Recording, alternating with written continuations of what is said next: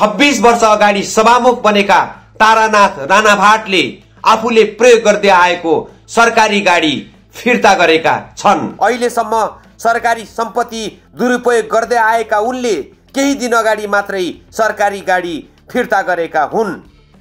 उनले 2056 सालदेखि यता गाडी, पेट्रोल र अन्य सुविधा लिँदै आएका थिए।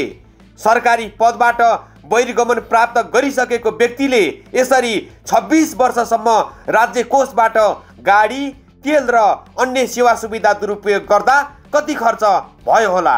2058 सालमा भएको राजदरबार हत्याकाण्डपछि तत्कालीन प्रधान न्यायाधीशको नेतृत्वमा बनेको छानबिन समितिमा सभामुख तारानाथ राणाभाट पनि सदस्य थिए। उनी राणाभाटले छानबिनपछि प्रतिवेदन पढेका थिए।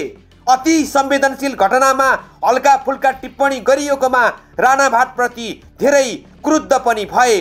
नेपाली कांग्रेसका महामन्त्री हुँदै सभामुख बनेका राणाभाटले ठट्यौली शैलीमा भनेका थिए, यसरी भुटुटुटुटु हानेर वीरेन्द्र र धीरेन्द्रको वंशनाश गरियो। स्वर्गीय श्रीपाँच युवराज धीराज दिपेन्द्र वीरविक्रम शाहदेवलाई दोषी करार गरेको सो प्रतिवेदन विदेशीहरूको इसारामा तयार गरिएको थियो भन्नेमा कुनै शंका नरहेको जानकारहरू बताउँछन्।